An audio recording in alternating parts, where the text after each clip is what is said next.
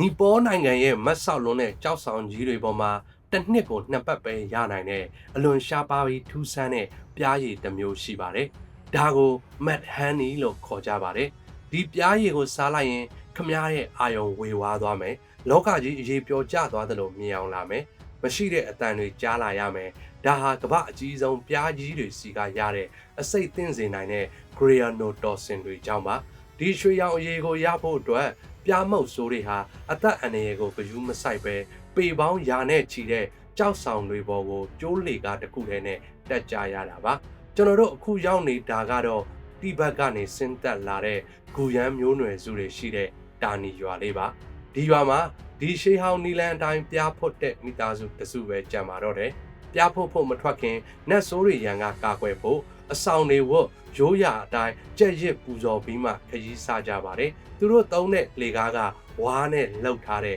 ကျိုးလေကားပါဘာအကာအကွယ်မှမပါပဲဒီလေကားပေါ်မှာတင်ပြားထောင်ပေါင်းများစွာရဲ့အကိုက်ခံရမှုကိုလည်းအလူးလဲခံရနိုင်ပါတယ်ဒါကြောင့်မို့ခံနိုင်ရည်ရှိဖို့လည်းလိုအပ်ပါတယ်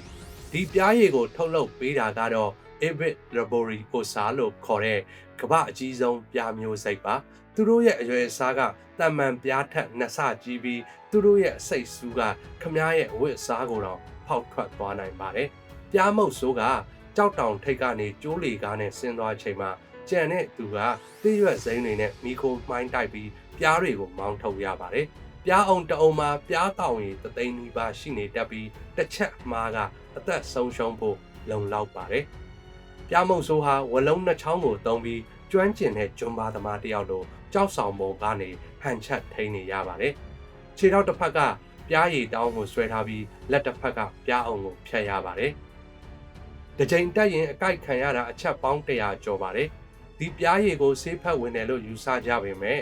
တိုင်းဆလွန်သွားရင်တော့နှလုံးခုန်ရက်တာလေဖြတ်တာကနေအသက်ဆုံးရှုံးနိုင်တဲ့အထိဖြစ်နိုင်ပါတယ်ဒါကြောင့်ဆေးနဲ့အစိတ်ဟာစာရွက်တရွက်စာပဲခြားနေပါတယ်ဒီပြားရည်က1ကီလိုဂရမ်ကိုဈေးကွက်ထဲမှာတော့ဒေါ်လာ400ဝန်းကျင်အထိပေါက်ဈေးရှိပါတယ်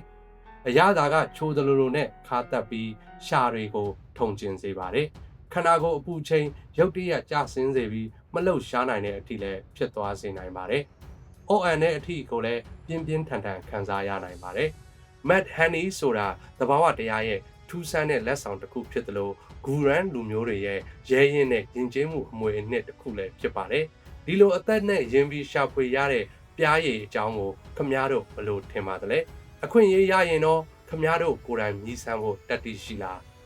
ဗီဒီယိုကိုသဘောကျရင် like နဲ့ subscribe လုပ်ထားဖို့မမေ့နိုင်အောင်နော်နောက်ထပ်စိတ်လှုပ်ရှားစရာကောင်းတဲ့ခရီးစဉ်တွေမှာပြန်တွေ့ကြပါမယ်အားလုံးပဲဘေးကင်းကြပါစေ